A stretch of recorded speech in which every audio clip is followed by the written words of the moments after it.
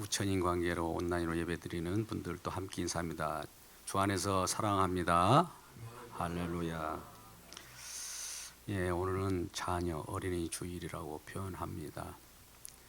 우리가 자녀들을 생각할 때 육신으로 난 자녀들이 있을 거고, 하나님께서 우리에게 주시는 약속을 전해서 약속이 씨로 말미암아 탄생한 자녀들이 있습니다. 이 땅에 그리스도인으로 살아갈 때는 우리가 부모라면 두 번을 경험하게 되는 것이죠. 혈통적 죄를 낳는 씨를 배태해서 자녀를 낳게 되고, 또한 복음을 전해서 죄가 아닌 의로 예수 그리스도의 약속을 전해서 의로운 자가 되도록 전하는 자녀가 있습니다. 여러분 자녀들은 어떤 자녀들입니까? 한번 옆에 묻겠습니다. 당신 자녀는 어떤 자녀입니까? 한번 질문해 보시기 바랍니다. 당신 자녀는 어떤 자녀입니까? 왜 질문 못하고 계세요? 쑥스럽습니까? 두 가지 다 있다고요. 혈통적으로 자녀를 낳고 또 의로운 자녀를 낳아야 됩니다. 혈통은 죄를 낳는 것이고 또 약속은 의리를 낳는 거예요. 그러니까 우리는 부모님으로서 두 번을 경험해야 됩니다. 한 번 경험하면 죄로부터 나타나는 것이 죽음이지 않습니까?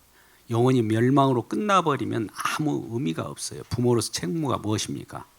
자녀들을 혈통으로만 낳을 뿐만 아니라 의로 낳도록 말씀을 전해서 항상 권고하고 주의 교훈과 훈계로 양육하는 부모님들 되시기를 주의 이름으로 축복합니다. 자녀들이 오늘 어린이 주일이기 때문에 어린이들을 위한 말씀이라기보다도 어린이들을 위하여 부모님들이 어떤 일을 해야 할 것인가에 초점을 맞춰서 말씀을 전하고자 합니다. 여러분, 오늘날 부모님이 부모님답지 못하고 또 아버지가 아버지답지 못하고 어머니가 어머니답지 못해서 여러 학교들이 생겼습니다. 아버지 학교라고 들어보셨나요? 주님, 제가 아버지입니다. 슬로건이 그렇게 되어 있어요. 주님, 제가 아버지입니다. 아버지면 어떤 역할을 해야 할 거 아니겠어요? 주님, 제가 아버지입니다 라고 하는 아버지 학교가 생기다 보니, 또 주님, 제가 어머니입니다. 또 세 번째, 주님, 제가 부모입니다 라고 하는 거예요. 그것을 담대하게 선언하는 것이죠. 그렇다면 그러한 선언에 맞게 자기 역할도 있을 거예요. 학교라고 하는 것은 가르치는 곳이잖아요. 학교라는 것은 양육시키는 거잖아요. 양육시키고 가르치는 곳이 최상의 학교라면 아버지 학교든 어머니 학교든 부모 학교든 그러한 최상 학교가 될 것입니다. 그런데 우리가 잘 아는 바대로 스위스의 최고의 교육 전문가인 페스탈로치라고 하는 자가 있습니다. 그는 교육의 할아버지라고도 표현해요. 그런 명칭을 가지고 있는 그분이 말하기를 최상의 학교는 무엇이다 라고 해요. 최상의 학교가 뭘까요? 가정이다. 할렐루야. 최상의 학교가 가정이라고 했어요. 가정에서 그러면 최상의 학교에서 무엇을 가르치기에 그렇습니까? 그러면 최상의 학교가 가정이라면 가정에서 교육하는 교육과정은 무엇입니까? 커리큘럼은 무엇입니까? 라고 할 때 그 커리큘럼이 뭘까요? 할렐루야? 무엇입니까? 학교, 가정에서 가르치는 최상의 학교가 가정이라면 가정에서 가르쳐야 되는 부분이 뭘까요? 페스탈로치는 사랑이다 이렇게 말씀하셨어요. 우리가 가정이 가장 최고의 학교고 최상의 학교이면서 거기에서 가르치고 나누는 것이 사랑이라고 합니다. 페스탈로치가 예수 그리스도를 믿었는지 안 믿었는지는 저는 모릅니다. 그러나 사랑이라고 말할 때 그가 말하는 사랑은 우리가 성경 속에서 말하는 사랑, 사랑이라고도 할 수 있고, 또 일반적으로 자녀들에게 부모님의 사랑을 전하는 그 사랑으로 보여집니다. 그러니까 자녀들에게 사랑을 주고 나누는 그런 곳이 가정으로부터 시작된다라고 하는 겁니다. 그러면 결과적으로 하나님께서 가정을 세우신 거예요. 하나님께서 가정을 세우실 때 우리는 하나님의 은혜를 통해서 부모가 탄생합니다. 하나님의 은혜로 말미암아 먼저 부모된 자들이 하나님의 은혜에 대해서 감사하고 하나님이 주시는 그 말씀을 받아들이는 거예요. 그러면 은혜를 받았다고 하지 않습니까? 우리가 말씀으로 은혜 받기를 주의 이름으로 축복합니다. 어떤 감정적으로 은혜 받는 것이 아니에요. 하나님은 말씀이셔요. 말씀으로 우리에게 날마다 양육하시고 말씀을 통해서 우리들에게 진정한 생명을 전하기 때문에 은혜를 받았다고 하면 부모님들이 하나님의 은혜를 받고 감사가 나와야 됩니다. 은혜라는 것은 무엇입니까? 은혜, 부모님 은혜, 스승의 은혜, 하나님의 은혜, 이 얘기하지 않습니까? 은혜가 은혜 되려고 하면 우리가 받을 자격이 없어야 돼요. 정말 아무것도 아닌데 느닷없이 어떤 선물이 들어왔다. 나에게 뭔가 주어졌을 때 감사가 나오지 않겠습니까? 그러니까 내가 자격이 있어서 받는 그것이 은혜가 아니에요. 자격이 없는 자에게 하나님께서 우리에게 생명을 주셨다는 것은 내가 생명으로 살아가야 된다는 당연한 어떤 고유한 고난이 있어서 주는 것이 아니라 나는 죄인으로 태어나고 또 부모님을 혈통으로 죄가 탄생했기 때문에 그것은 그 싹은 이미 죽음인데도 불구하고 생명의 은혜를 주셨기 때문에 감사가 나오게 되는 거예요. 그러니까 감사가 나오려고 하면 은혜가 은혜 되어야 합니다. 그러면 나는 받을 자격이 없다라는 고백이 있어야 되는 거예요. 근데 어떤 자들은 마땅히 받아야 된다고 생각하는 자들이 있어요. 그건 은혜를 망각한 자입니다. 한마디로 그들은 배응망덕하게 될 거예요. 주님의 은혜를, 부모님의 은혜를, 스승의 은혜를 망각하는 자는 배은망덕이라고 하지 않습니까? 왜요? 당연히 받아야 된다라고 생각하기 때문에 또 주다가 안 주면 그 부모님을 떠나버려요. 주다가 나에게 어떤 불편한 기색이 있으면 그 교회로부터 떠나버립니다. 하나님으로부터 떠나버려요. 결과적으로 믿음에서 파선해서 지옥으로 들어가게 되는 거예요. 오늘날 은혜를 은혜답게 여기지 못하기 때문에 세상으로 질투합니다. 세상 신이 그들을 끌어가는 거예요. 은혜가 그게 좋더냐? 세상이 좋지. 그래서 날마다 이리저리 바삐 숨 쉴 수 없을 정도 종로로 시키면서 세상 신은 날마다 바쁘게 만듭니다. 하나님의 은혜를 생각하지 않고 말씀을 받을 생각도 하지 않고 바빠요. 왜 바쁘게 할까요? 사단의 조종을 받은 거예요. 그러니까 성경에서 우리에게 안식일을 준다는 말은 뭐냐면 쉼을 얻게 하고 우리에게 희망을 충전하게 하고 그 속에서 하나님이 주시는 은혜를 말씀을 받아야 되는 거예요. 우리가 말씀으로 살아가지 않습니까? 말씀 없이 어떻게 살아가요? 말씀을 없이 살아가도 존용하는 세력이 우리 날마다 자녀들을 세상으로 끌고 가는 거예요. 근데 우리는 세상 속에서 놓여 있기 때문에 은혜를 망각하는 부모들 같으면 자녀들이 어디를 가든지 상관하지 않는 거예요. 그냥 세상에서 때깔 좋게 얼굴 좋고 혈색 좋고 그러면 그것으로 만족하고 너 잘났다라고 하면 칭찬을 하는 그런 어리석은 부모들도 많이 있다라는 거죠. 근데 오늘 본문의 말씀을 우리가 살펴볼 텐데 본문의 말씀에 들어가기 전에 우리는 잘 아는 어린이 주일이나 자녀 주일의 말씀이 이제 에베소서를 많이 가정에 달하는 말씀을 증거하는 편입니다.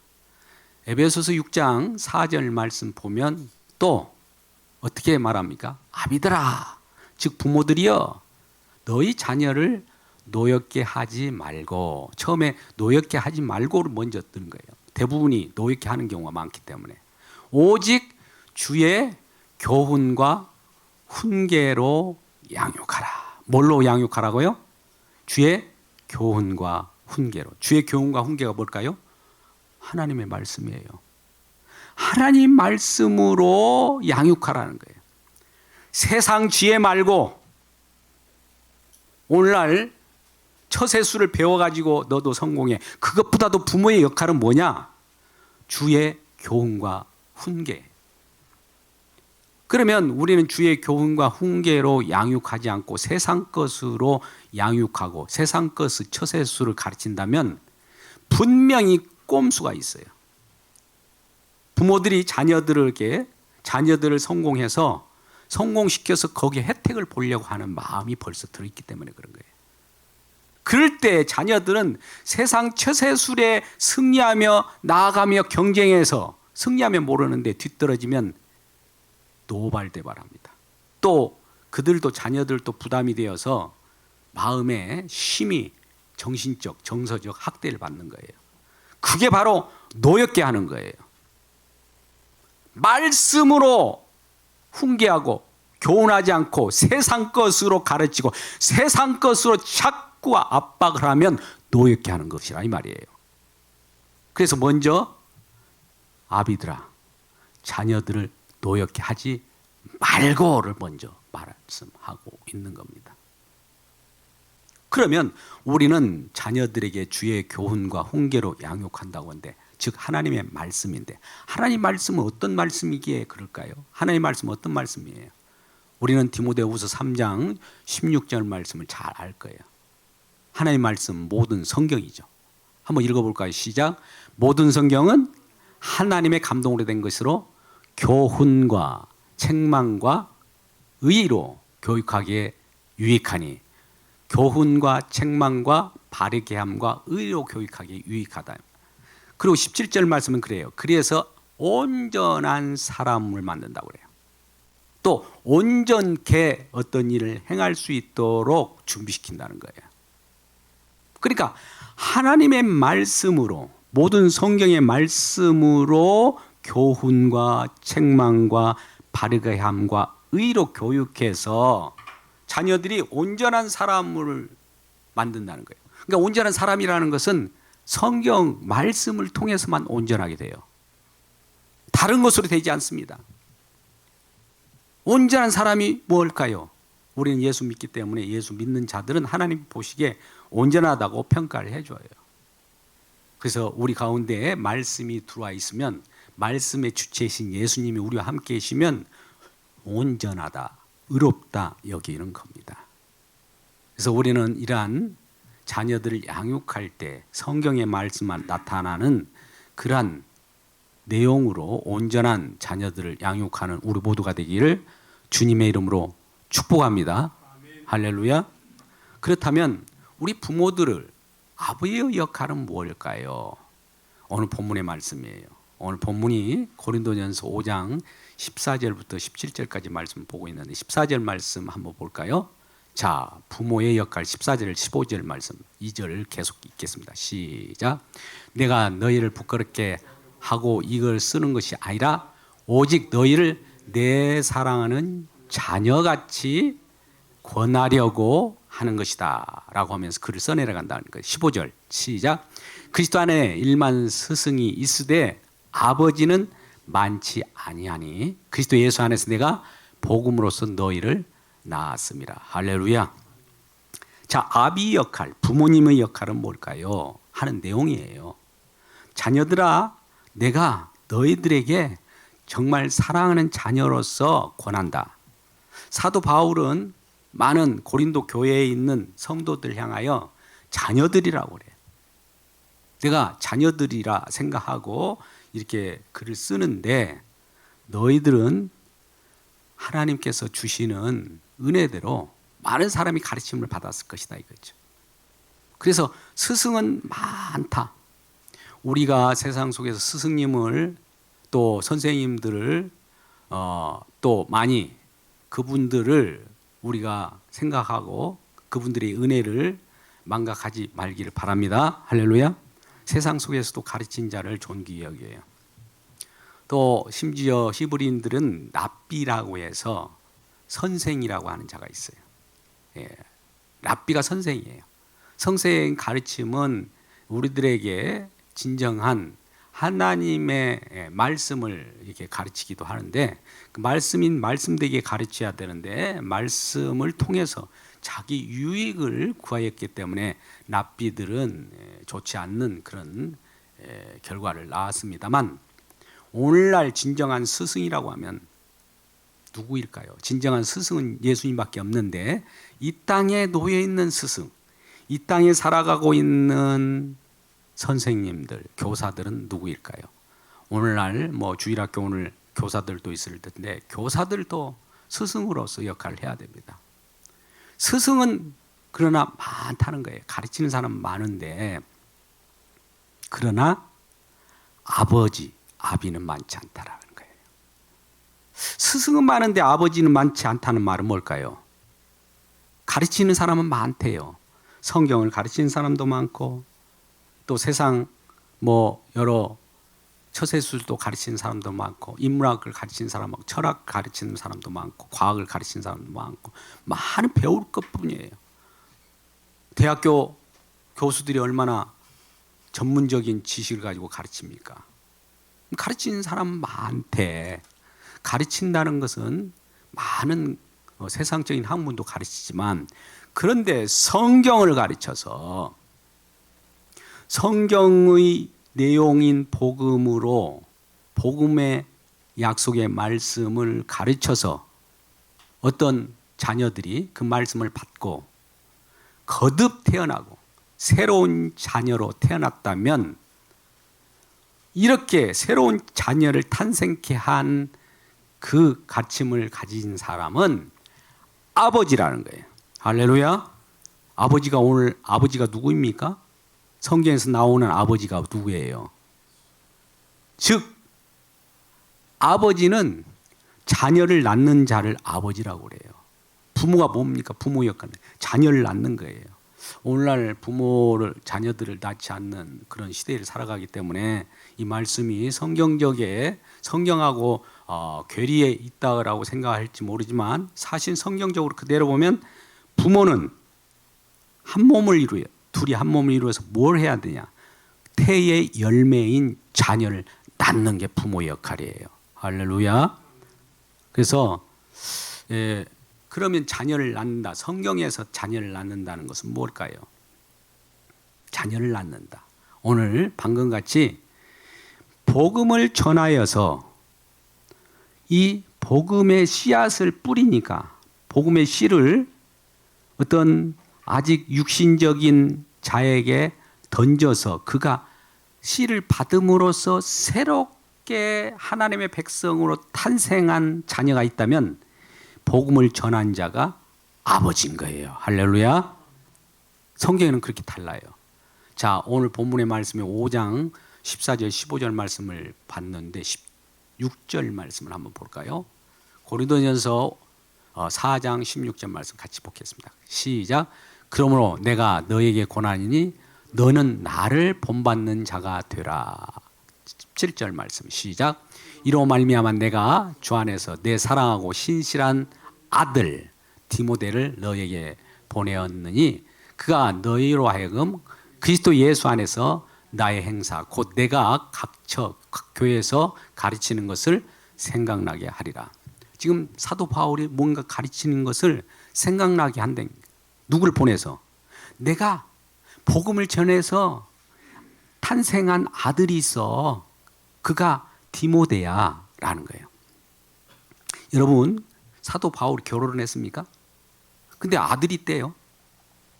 아들이 있답니다. 그 아들이 신실한 아들이래요. 근데 그 이름이 디모데예요. 디모데를 고린도 교회에 너희에게 보낼 테니까 그가 내가 이전에 너희들에게 가르쳤던 복음을 동일하게 그로 하여금 가르치는 것, 내가 가르쳤던 것을 그가 다시 한번 반복해서 내가 가르친 것을 생각나게 하리라는 거예요. 그래서 16절에는 그러므로 너희는 나를 본받는 자가 되라라는 거예요. 할렐루야. 옆분에게 말씀합니다. 나를 본받는 자 되십시오. 이렇게 인사하겠습니다. 시작. 나를 본받는 자 되십시오. 그러면 내가 뭐가 잘났는데 나를 본받는 자 뜨끔할 거예요. 걱정하지 마십시오. 성경 속에서 말씀하는 말과 세상에서 말하는 말은 달라요. 항상 우리는 세상적으로 성경 말씀을 끌어다가 세상적으로 해석하면 안 됩니다. 나를 본받는 자 되라 라니까 나의 행실, 나의 부모됨, 부모다운 부모들이 오늘날 얼마나 있겠어요. 그렇죠? 그래서 땅에 있는 부모들을 아비들을 아비라 하지 말라고 그래요. 우리는 땅에 있는 아비를 아비라 하지 말라. 진정한 아버지는 하늘에 있는 이라고 그래요. 하늘에 있는 이가 누구예요? 하나님이죠. 마태복음 23장 9절 말씀이에요. 그러니까 이 땅의 아비들은 뭐냐면 하늘의 아버지, 즉 하나님의 반사체예요. 그러면 하나님께서 하신 일들을 이 땅에 그 역할을 할 수 있도록 부모님을 보낸 거예요. 여러분, 부모님들이 하나님의 하실 일들을 자녀들에게 전달하고 하나님께서 지시하신 계명, 법도, 율례를 전하도록 역할을 하는 자가 바로 부모예요. 부모 역할은. 우리 십계명을 잘 알고 있을 거예요. 십계명을 우리가 기억하고 있습니까? 십계명 우리는 출애굽기 12장에 20장에서 나오기도 하고 출애굽기 5장에 신명기 5장에 나온 동일한 내용인데요. 십계명이 뭐예요? 첫 번째 나 외에 다른 신을 너희에게 두지 말라. 너희를 위하여 우상을 만들지 말라. 나 여호와는 거룩한 하나님인즉 뭡니까요? 뭐라고요? 거룩하라가 아니라 주의를 지키라. 안식일을 지키라. 네 번째 뭡니까? 네 번째가 안식일을 지키라. 다섯 번째 부모를 공경하라. 여섯 번째 살인하지 말라. 일곱 번째 간음하지 마라. 여덟째 거짓 증거하지 마라. 여덟 번째 도둑질하지 말라. 아홉 번째 내 이웃을 위하여 거짓 증거하지 마라. 열 번째 탐내지 말라. 그런데 제가 왜 열 가지를 다 했냐면 지금 하나님과의 관계는 나 외에 다른 신이 있게 하지 마라. 너희 우상 만들지 마. 내 이름을 거룩히 여겨. 이런 또 안식일을 지켜. 이런 것은 하나님과의 관계예요. 그런데 그 다음 다섯 번째 중간에 너희 부모를 공경하라 라고 말씀하고요. 그러면서 이것이 약속이 있는 첫 계명이라고 그래요. 그러니까 하나님과 관계는 첫 번째, 두 번째, 세 번째, 네 번째인데 다섯 번째가 중간 계명이고 여섯, 일곱, 여덟, 아홉, 여덟, 열 번은 이제 사랑과 관계예요. 내 옷을 탐내지 말라, 살인하지 말라, 거짓 증거하지 말라. 다 이웃과 관계거든요. 그러니까 하나님 관계가 이웃 관계 속에 중간에 내 부모를 공경하라가 있어요. 중간 계명이에요. 그러면 하나님과 인간 사이의 중간의 역할이 누구예요? 부모 역할이에요. 이게 부모는 뭐예요? 하나님 말씀을 받아서 이웃들에게 전하고 자녀들에게 전하고 주변 사람들이 전하는 자들이 부모라는 거예요. 그래서 중간 계명이에요. 근데 중간 계명이면서도 이러한 중간 계명 그분을 공경하라는 거예요. 부모는 그런 역할을 하기 때문에 자녀들이요 이런 부모가 중간 계명을 가지고 있는 분이고 중간에 역할을 하신 분이니까 부모를 공경하라. 왜? 그분이 하나님 말씀을 받아가지고 부모님이 자녀들이 전달할 텐데 하나님 말씀을 꽉 갖고 있어요. 그것도 약속을 가지고 있어요. 아브라함에게 주신 언약의 약속, 노아에게 주신 언약의 약속, 다윗에게 주신 약속, 생명의 약속을 하나님께 받아가지고 가지고 있어요. 그래서 자녀들이 그 약속을 받아먹고 그 약속을 알고 싶으면 부모님을 공경해야 하나님 말씀을 가지고 있는 부모님이 한 번씩 교훈과 훈계로 너희들에게 알려줄 거야 이 말이에요. 할렐루야. 우리가 세상 소리하고 성경 소리하고 달라요. 그 정도로. 부모가 뭐냐? 하나님 말씀을 자녀에게 전달하는 자가 부모라는 말이에요. 그러면 하나님 말씀을 전달하지 않는 자는 누구일까요? 부모일까요? 아닐까요? 부모 역할을 제대로 못하는 것이죠. 그러면 자녀 입장에서 어머니, 아버지, 나에게 말씀을 주세요. 약속의 말씀 받은 거 있잖아요. 약속 있는 첫 계명이니까 약속이 있다고 하는데 그 약속을 우리에게 들려주세요. 날마다. 그런데 나는 약속 받은 거 없어. 나 몰라. 나 복음도 몰라. 그러면 부모가 아닌 거예요. 그러니까 부모가 되려면 어떻게 해야 합니까? 먼저 예수를 먼저 믿어서 약속이신 예수님을 내 마음, 내 몸에, 내 안에 간직하고 있어야 자녀들이 부모님 안에 계신 예수님을 나한테 소개해 주세요 이 말이에요. 그러면 부모님은 내 안에 있는 예수님이 약속인데 약속 있는 이것을 주의 교훈과 훈계로 이 약속을 전하는 역할을 하는 거예요. 그게 바로 주의 교훈과 훈계로 양육하라는 말씀입니다. 할렐루야. 예수님을 전하되요. 예수님을 전하는 것이 부모 역할이에요. 그러면 오늘날 누가 부모입니까? 오늘날 세상 속에서 부모는 자녀를 혈통적으로 낳습니다. 아담의 혈통으로, 아담으로 말미암아 우리 인류의 조상이 아담이잖아요. 아담으로 씨가 배태돼요. 그 아담의 허리로부터 나온 씨가 계속 흘러내요. 아담이 그런데 온전한 사람이었는데 선악을 알게 한 나무 실과를 따먹은 고로 범죄하여 죄인이 되어버린 거예요. 그러니까 아담의 씨 속에는 죄가 나요. 죄를 이어받고 또 우리의 부모님이나 우리의 또 부모님의 부모님, 부모님의 부모님, 부모님의 부모님을 쭉 이렇게 거슬러 올라가면 아담이 나와요.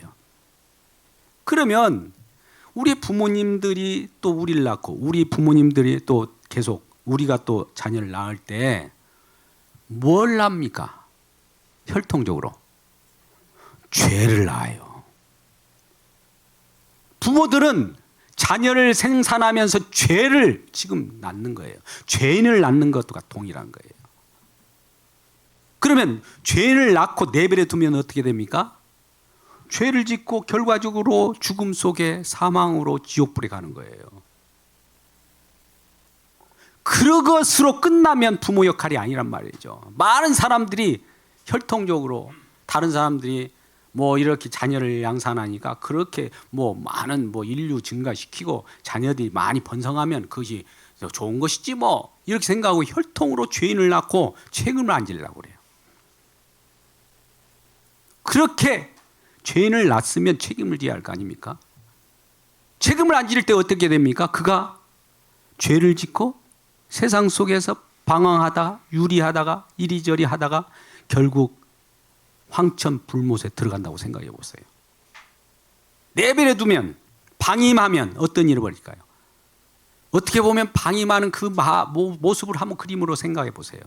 지금 자녀가 지금 어떤 주의 교훈과 훈계를 양육하지 않고 복음을 전하지 않고 있으면 혈통적으로 죄인을 낳고 죄가 사망으로 진출하고 결과가 지옥으로 가고 있는데 가만히 내버려 두는 것 같은 거예요.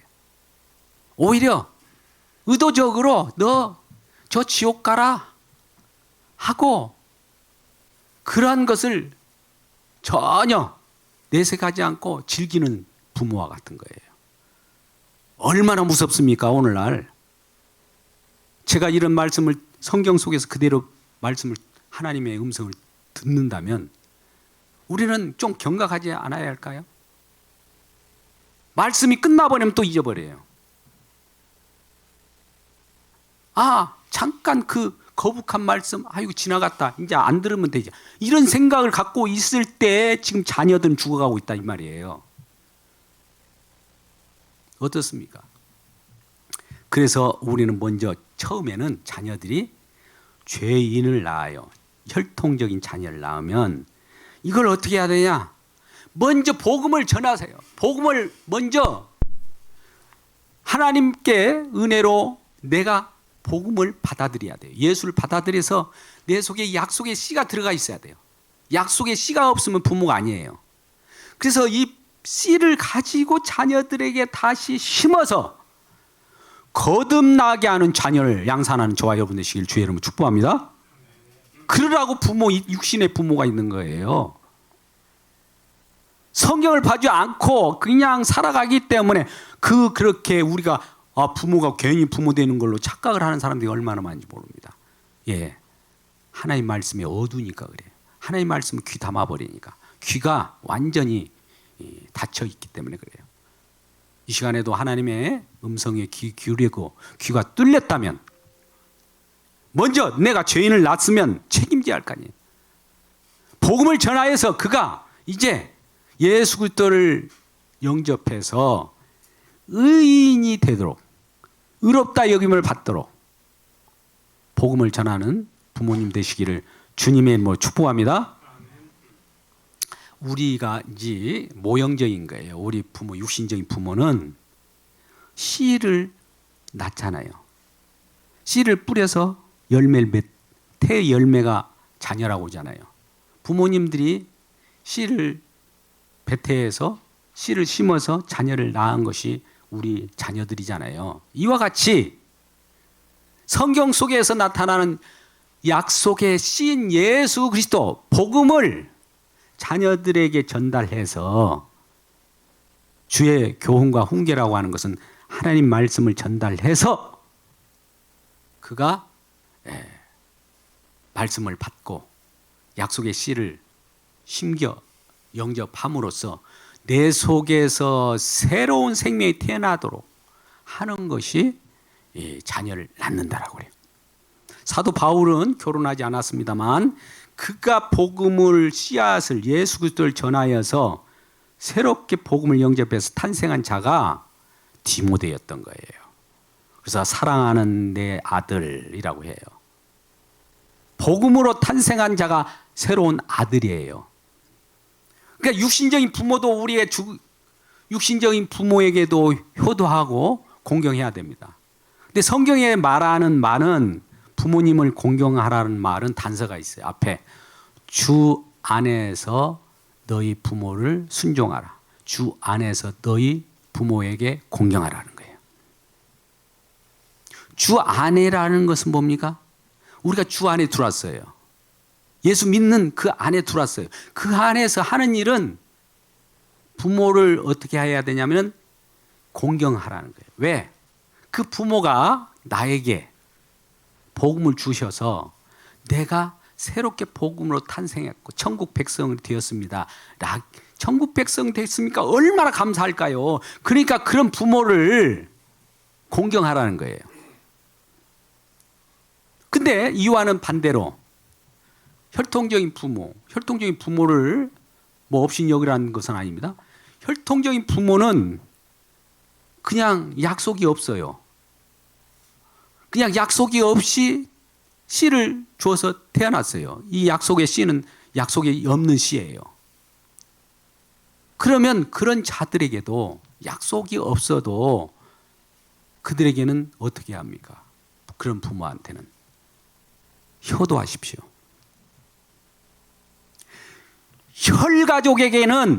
혈가족의 부모에게는 효도하십시오.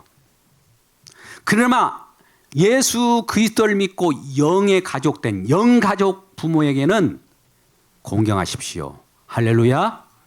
네, 이렇게 차이가 있습니다.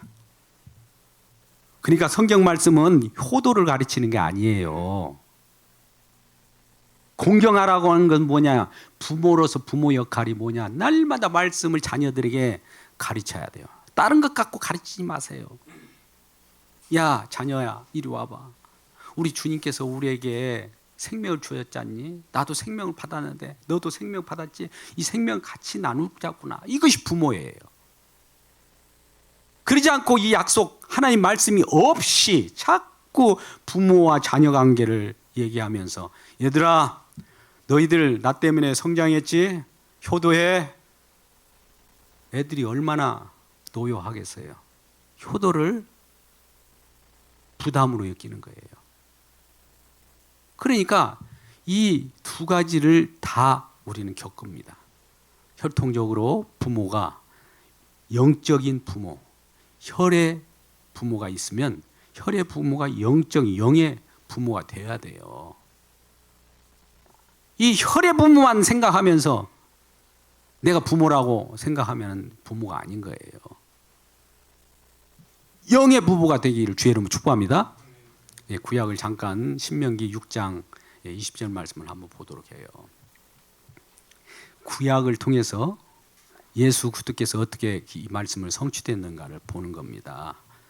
신명기 6장 20절 말씀 뭐냐면은 이스라엘 백성들에게 저 약속의 땅, 즉 천국이라고 하는 모형, 그 속에 들어가서 살아갈 때 어떻게 살아가라고 하는 내용들이 나와 있어요.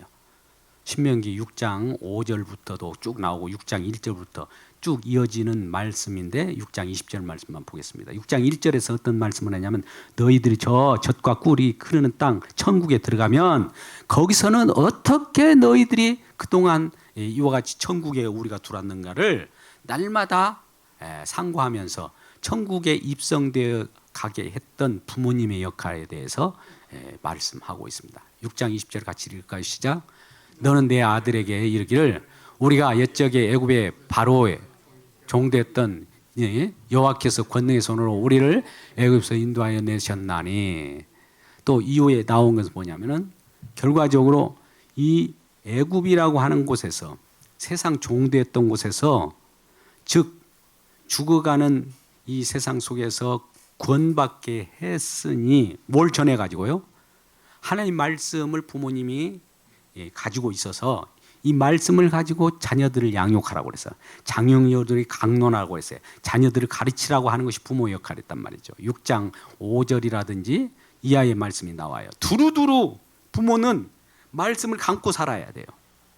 들어가도 나가도 주무실 때나 일어났을 때나 길을 갈 때나 미간에는 기호를 삼고 손목에 표를 삼아서 모든 말씀을 부모님은 말씀이에요. 말씀을 막 두루두루 이렇게 감고 살았기 때문에 자녀 입장에서는 부모님 딱 볼 때는 뭘로 보입니까? 부모님이 말씀으로 보이는 거예요. 부모님 말씀을 두루두루 감고 살았으니까 이것이 결과적으로 말씀이 이루어진 신약에 와서는 부모님이 말씀이 두루두루 감고 살았는데 말씀이 예수 그리스도 십자가 피로 이루어져서 그 부모님 속에 예수가 있는 거예요. 예수께서 피 흘린 그 피가 부모님의 속에 있는 거예요. 그럼 예수 그리스도의 피를 바라보고 구약에는 어린 양의 피를 통해서 그 재앙으로부터 애굽으로부터 구출되어 나왔지 않습니까? 할렐루야. 그냥 나오는 것이 아니에요. 어린 양이 희생당하여서 애굽이라는 세상 어둠으로 지옥에 가는 것으로부터 구원돼 가지고 약속의 땅에 왔다 이거예요. 어떻게 왔냐? 어린 양의 희생 때문에 우리가 구원받았다는 거예요. 그러면 어린 양의 희생된 내용이 누가 가지고 있느냐? 그 복음을 부모님이 가지고 있었다는 거예요. 부모님이 두루두루 몸에 하나님 말씀을 감고 있었기 때문에 그 말씀이 점점 이루어져서 말씀이 이루어져요. 부모님을 통해서 예수 그리스도의 십자가가 나타납니다. 부모님을 통해서 말씀이 육신되어서 오신 예수 그리스도께서 십자가에서 모든 걸 다 이루신 내용이 있어요. 그게 복음이에요. 부모님은 구약에서는 그와 같이 말씀을 두루두루 감고 이와 같이 어린 양의 피로 우리가 이와 같이 젖과 꿀이 흐르는 이 가나안 땅으로 들어왔으니 하나님께서 부모님을 통하여 말씀을 전달하게 하는 중간 매개체 역할을 했다 이거예요.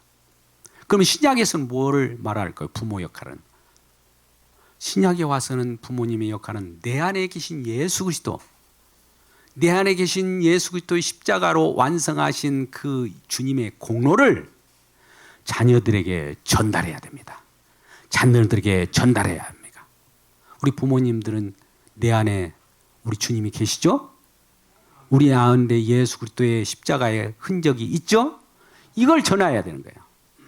그럼 이 자녀들이 그게 뭔데요? 그게 뭔데요? 하면 그래, 이전에 구약 때는 이와 같이 어린 양의 희생으로 우리가 그 강을 건너서 저 젖과 꿀이 흐르는 땅이라고 하는 천국에 들어갔는데, 우리는 이와 같이 신약에 와서는 예수 그리스도가 우리의 희생이 되어서 그분의 은혜로 우리가 천국에 들어갔단다, 이걸 전하라는 거예요. 이게 복음이에요. 부모예요. 할렐루야. 이러한 부모님 되시길 주의 이름으로 축복합니다. 그런데도 불구하고 이러한 부모로서 또 이 역할을 감행하지 않을 때 어떤 일이 벌어지는지 아십니까? 디모데전서 5장 8절에는 이런 말씀을 해요. 우리 한번 읽어볼까요? 누구든지, 시작. 누구든지 자기 친족, 특히 자기 가족을 돌보지 아니하면 믿음을 배반하는 자요 불신자보다 더 악하니라. 이 그대로 놔두세요. 보세요. 누구든지라는 것은 예외가 없다는 거예요.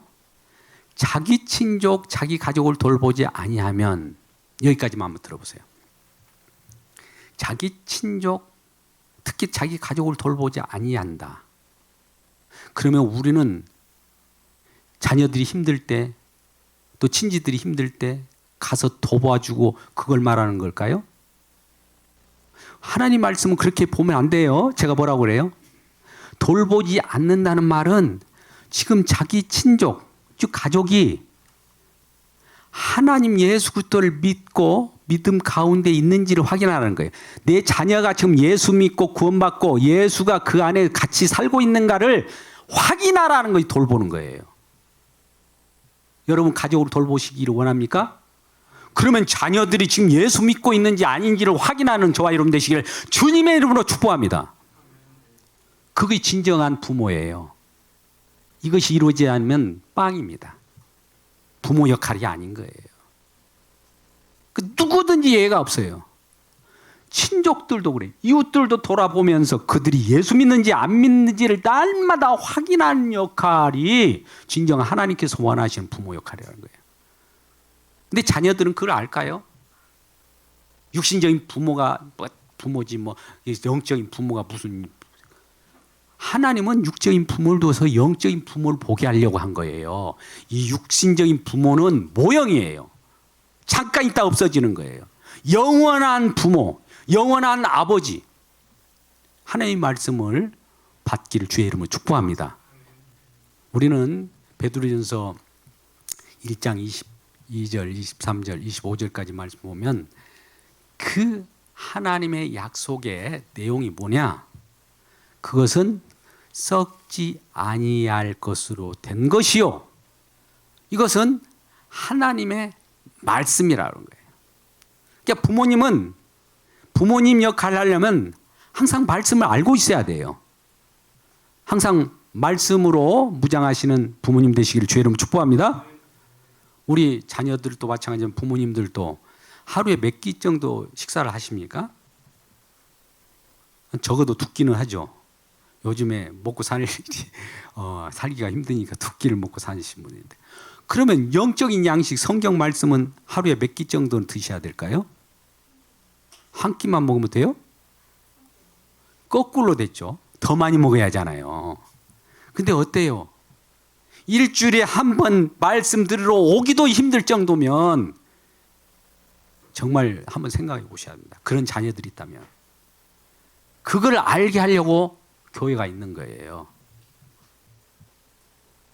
과연 이 말씀, 지금 말씀이, 저도 말씀을 받아서 전달하는 중간 부모 역할을 하는 역할입니다. 설교자가. 그러면 이 말씀을 한번 잠깐 받고, 그것도 제대로 받지도 않고 예배 드릴 때 엉뚱한 생각하고 오락이나 하고 전자 뭐 딴 생각하고 있으면 그 말씀은 전혀 받지 못하는 거예요. 말씀에 씨앗이 뿌려지려고 하면 사단이 와서 콱 쪼아 먹어버리고 돌밭이 심겨지게 하고, 이런저런 걱정 때문에 재리의 유혹에 넘어가 가지고, 예? 마치 가시밭에 떨어지는 것처럼, 돌밭에 떨어지는 것, 이런 생각을 가지고 있으면 안 된다는 거죠. 말씀을 받으면 그 말씀을 소화시켜서 이 말씀을 자녀들한테 곱게 씹어서 소화시킨 대로 또 넣어주는 거예요. 이거 부모 역할입니다.